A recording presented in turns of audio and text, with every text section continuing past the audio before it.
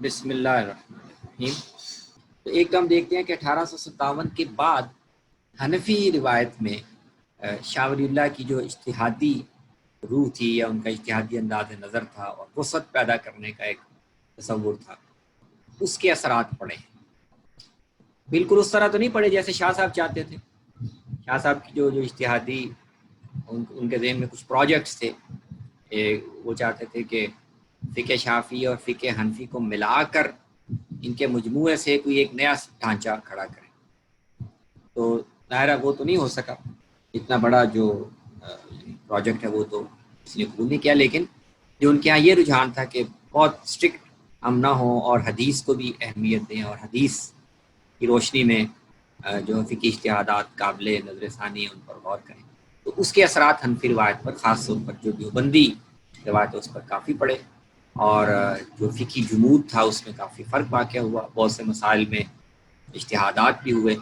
اور ایک طرح سے محدثین اور احناف کے مابین علمی طور پر قرب کی ایک کیفیت جو ہے وہ پیدا۔ یہ ہے تھوڑی سی پیراڈاکسیکل بات ہے یا تھوڑی سی عجیب سی بات لگتی ہے، لیکن یہ یعنی بات صحیح جو ہے وہ یہی ہے کہ علمی طور پر دیوبندی روایت میں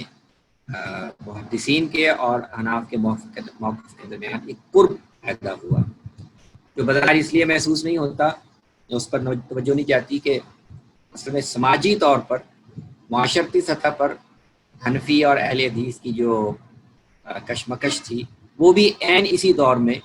بہت نمایاں ہو کر سامنے آئی۔ اب دو سطحوں پر جو عمل ہو رہا تھا وہ بظاہر ایک دوسرے سے مختلف ہو رہا تھا، لیکن وہ دلچسپ ہے۔ عوامی سطح پر اور چند محدود مسائل کی حد تک،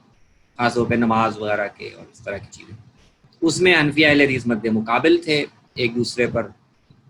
کے خلاف مناظرے کر رہے تھے، فتوے لگا رہے تھے۔ شروع میں اہل حدیثوں پر ایک سختی کی گئی، ان کو مسجدوں سے نکالنے کی بات اور ان کو گمراہ قرار دینے کی باتیں، اور رد عمل میں پھر اہل حدیث حضرات نے فقہ حنفی کو حدیث کے خلاف ثابت کرنے اور اس طرح کے کچھ مواقف اٹھائے۔ تو عوامی سطح پر یہ ہو رہا تھا، لیکن علمی سطح پر یعنی دیوبندی روایت میں علم حدیث کی تدریس میں اور مسائل کی تفہیم میں جو رجحان پنپ رہا تھا وہ اصل میں وہی تھا جو شاہ ولی اللہ اصولاً جس کے قائل تھے۔ تو اس کی ظاہر تفصیلات الگ ہیں، تو کسی اور موقع پر ہم ڈسکس کر سکتے ہیں۔ اہل حدیث مکتب فکر تو میں نے عرض کیا کہ وہ 1857 سے پہلے تو وہ بعض علمی شخصیات تک تھا، 1857 کے بعد پھر اس کو بہت سے ایسے حضرات کی سپورٹ اور تائید میسر آئی جنہوں نے اس کو پھر ایک عوام میں مقبول کرنے اور رائج کرنے اور اہل حدیث کی اپنی ایک عصبیت قائم کرنے میں بہت اہم کردار ادا کیا۔ ٹھیک ہے نا، اس میں مولانا نواب صدیق حسن خان تو میرا خیال ہے پہلے تھے، لیکن اس کے بعد مولانا محمد حسین بٹالوی، ٹھیک ہے، اور بنارس میں بعض بزرگ تھے، اسی طرح مولانا ثناء اللہ امرتسری اور کئی شخصیات ہیں جنہوں نے پھر یہ کردار ادا کیا۔ تیسری جو ایک ڈیولپمنٹ ہمیں 1857 کے بعد نظر آتی ہے وہ ہے ایک نئے مکتب فکر کا ظہور، جو اصل میں یہ جو پوری روایت ہے فقہی اور حدیثی، ان دونوں کو وہ چیلنج کر رہا تھا، یعنی سر سید احمد خان کا مطلب۔ تو انہوں نے مذہبی مسائل کو دیکھنے کا ایک بالکل ہی نیا پیراڈائم متعارف کروا دیا، جس میں فقہ کیا، جس میں حدیث بھی یعنی نہ وہ حنفی روایت کے دائرے میں تھی، نہ وہ اہل حدیث کے روایت کے دائرے میں تھی، وہ فقہی روایت کو بھی اور محدثانہ جو روایت ہے اس کو بھی انہوں نے کویسچن کر کے انہوں نے بنیادی طور پر جس کو آپ کہہ سکتے ہیں کہ جو مغربی جدیدیت نے جو نئے تصورات متعارف کروائے تھے، اور تو ان کے تحت انہوں نے دینی مسائل کی تفہیم اور تعبیر کا ایک نیا پیراڈائم پیش کیا، اور اس میں بنیاد جو ہے وہ قرآن پہ تھی، اور قرآن کی روشنی میں قرآن کی ایسی تعبیر و تشریح جس سے یعنی مغربی فکر یا جدید مغربی تصورات کے ساتھ ہم آہنگی کا ایک پہلو نکلتا ہو، تو اس کو انہوں نے اختیار کیا۔ تو انہوں نے یعنی ایک طرح سے جس کو ہم ہمارے ہاں عام طور پر تجدد کا عنوان دیتے ہیں، یعنی مسائل کی، عقائد کی اور شریعت کے احکام کی ایسی تعبیر جو جدید مائنڈ سیٹ کو مطمئن کرے اور اس کو اپیل کرے اگر تجدد اس کو اس طرح ہم ڈیفائن کریں تو اس کے یعنی آپ کہہ سکتے ہیں کہ پہلے باقاعدہ نمائندہ وہ سر سید احمد خان، تو انہوں نے ایک نیا مکتبہ فکر متعارف کروا دیا. تو اب 3 بڑے کنٹیسٹنٹ موجود ہیں جو دین کی اور دینی احکام کی تعبیر و تشریح کے حوالے سے دعویٰ رکھتے ہیں. حنفی بھی ہیں لیکن، اور حنفیوں میں دونوں ورژن. میں نے کہا کہ حنفی روایت میں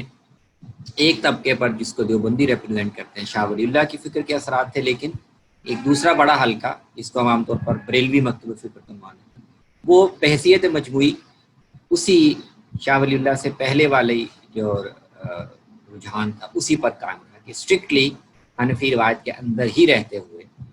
اور فقہ و فتاوی ہی پر زیادہ ارتکاز کرتے ہوئے لوگوں کی رہنمائی کی جائے گی اور انہی حدود کی پابندی کی جائے گی. تو اگر حنفی روایت اس کو آپ شامل کر لیں تو پھر ایک یعنی حنفی روایت پہلے جیسی وہ ایک رجحان ہے، حنفی روایت جو شاہ ولی اللہ کی مسائی سے متاثر ہے یہ ایک دوسرا رجحان ہے، اہل حدیث مکتب فکر جو کسی فکر کی طرف خاص طور پر فقہ حنفی سے انتساب ہی نہیں کرتا یہ ایک تیسرا رجحان ہے، اور سر سید احمد خان کا مکتبہ فکر ہے جو ان میں سے کسی کو بھی نہیں مانتا اور وہ یعنی جدید تصورات کو سامنے رکھ کے اور ان سے ہم آہنگی پیدا کرنے کی نقطہ نظر کے ساتھ وہ بنیادی طور پر قرآن کی بنیاد پر دین کی تعبیر و تشریح کرنا چاہتا ہے اور حدیث وغیرہ کو اور فقہی روایت کو زیادہ اہمیت نہیں دیتا ہے. یہ ایک چوتھا عنوان جو ہے ہمارے سامنے.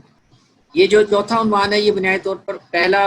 جو عنوان ہے اسی کے ساتھ ہم اس کو جوڑ سکتے ہیں، اور یہ بھی دیوبندی روایت میں اور اسی طرح ندوہ کی جو روایت ہے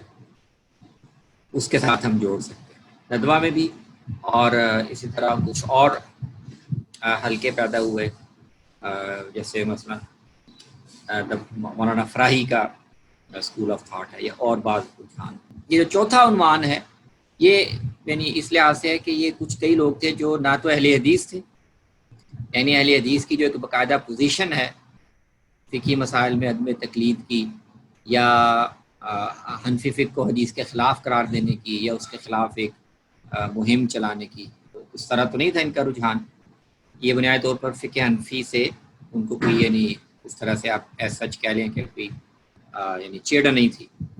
لیکن بہرحال ان کے اندر ایک توسع کا رجحان تھا کہ ساری فقہیں ہماری ہیں. تو بنیادی طور پر حنفی روایت سے انتساب رہے لیکن اس کے ساتھ ساتھ ہم باقی فقہوں سے بھی استفادہ کریں اور ان کی آراء کو بھی ہم لیں. تو یہ رجحان بھی کئی لوگوں میں پیدا ہوا جو نہ دیوبندی تھے نہ اس طرح بریلوی تھے نہ اہل حدیث تھے، ٹھیک ہے، لیکن بہرحال تو ان کی ایک الگ پلیسمنٹ جو ہے وہ اس لحاظ سے بنتی ہے. یہ بھی بڑے بڑے رجحانات ہیں، ان کے ضمن میں بہت سی تقسیمات نکالی جا سکتی ہیں، وہ پھر لمبی تفصیل کا